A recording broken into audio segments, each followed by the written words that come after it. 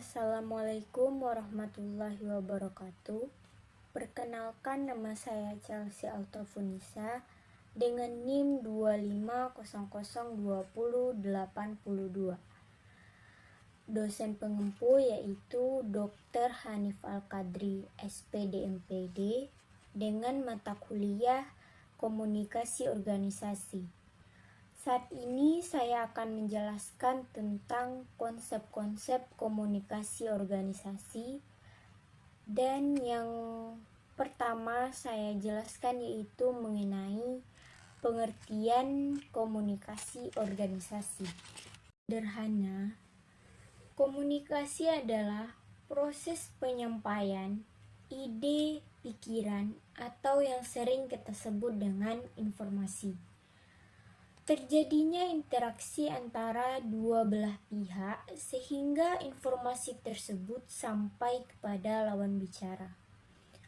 Orang yang memberikan informasi disebut dengan komunikator, dan orang yang menerima informasi disebut dengan komunikan.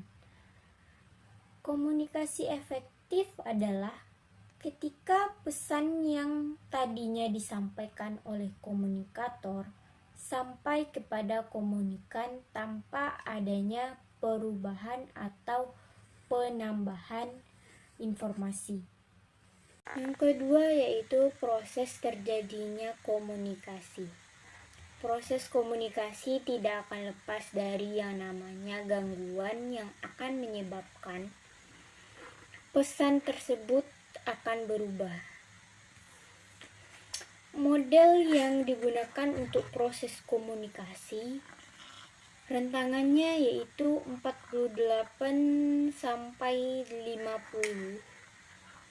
Model yang digunakan yaitu yang dikembangkan oleh Lasswell, kemudian ditarik oleh Sengon and Weber. Pada saat ini, konsep komunikasi yang digunakan yaitu yang dijelaskan oleh Robin. Robin menjelaskan bahwa pesan atau informasi yang disampaikan akan didesain sedemikian rupa untuk bisa sukses akan pesan tersebut bisa sampai kepada komunikan.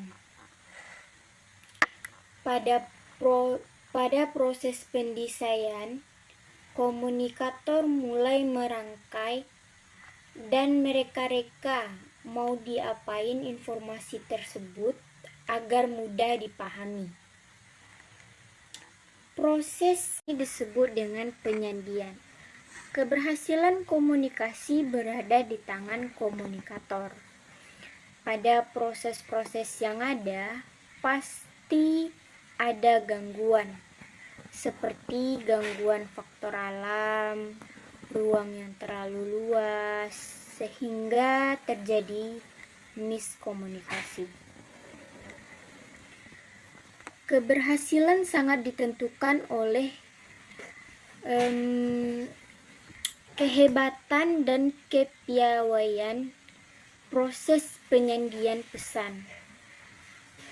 Pengkreat informasi akan disampaikan dan mengenali siapa yang akan menerima pesan tersebut.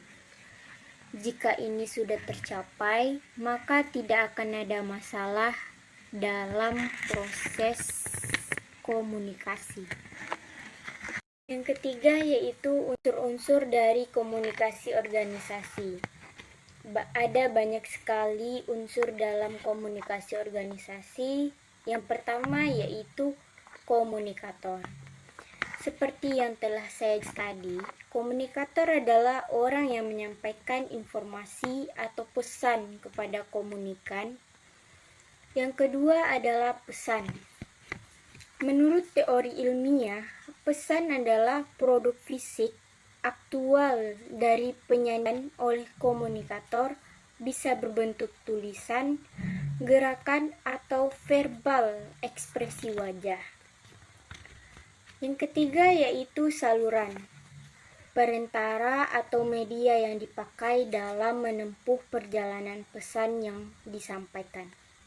Saluran dibagi menjadi dua, yaitu saluran formal disediakan oleh organisasi dan informal yang diciptakan secara spontan. Yang keempat yaitu komunikan.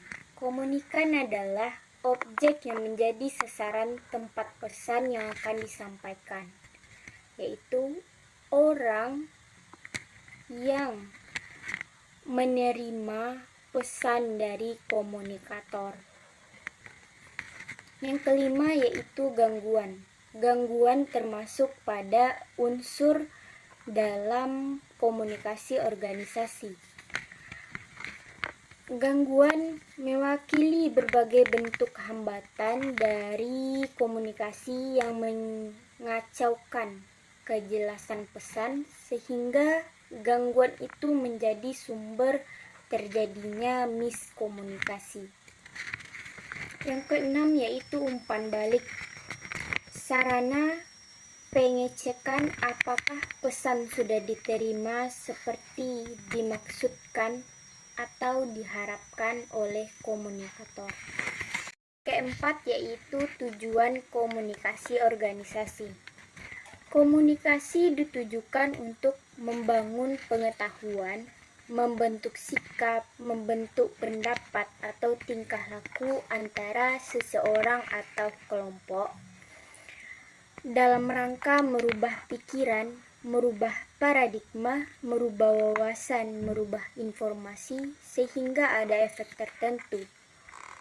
Efek tersebut artinya merubah atau terjadinya perubahan. Dari perubahan wawasan, perubahan pengetahuan itulah tujuan utama dari komunikasi. Poin kelima yaitu fungsi-fungsi komunikasi organisasi. Yang pertama, sebagai media ekspresi, aksi, interaksi, nilai-nilai manfaat, dan leluhuran budi dan budaya. Contohnya, kita dapat mengungkapkan rasa sedih, senang, marah dalam berkomunikasi. Yang kedua yaitu pesan, aktivitas pengembangan, kreativitas dan inovasi atau penciptaan pengetahuan. Banyak sekali fungsi-fungsi komunikasi yang lain yang bisa menambahkan wawasan dan pemahaman dari yang kita nggak tahu menjadi tahu. Poin selanjutnya yaitu tentang bagian-bagian dari komunikasi organisasi.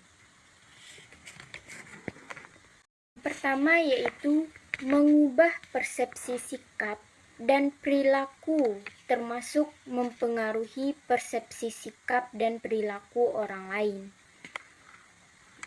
Yang kedua, alat menyatukan aktivitas. Kodam organisasi berarti menyatukan aktivitas organisasi, maka muncul aturan, persepsi, atau SOP. Yang ketiga yaitu mencapai tujuan dari lembaga atau organisasi itu sendiri. Yang keempat, menciptakan kepuasan dan penyaluran rasa ingin tahu. Kesimpulan yang dapat saya ambil dari konsep-konsep komunikasi organisasi ini yaitu proses fundamental dalam institusi yang melibatkan pertukaran ide, pesan, dan informasi antar individu dengan individu yang lain, mencapai tujuan bersama, membangun hubungan yang kuat, dan menciptakan lingkungan kerja yang kondusif dan produktif. Benarnya kita telah melakukan komunikasi, baik dalam bentuk saat kita melihat atau berkedip, itu juga termasuk komunikasi. Demikianlah penjelasan yang dapat saya berikan terkait tentang konsep-konsep komunikasi organisasi. Kalau ada kesalahan kata, saya mohon maaf. Saya akhiri dengan Assalamualaikum warahmatullahi wabarakatuh.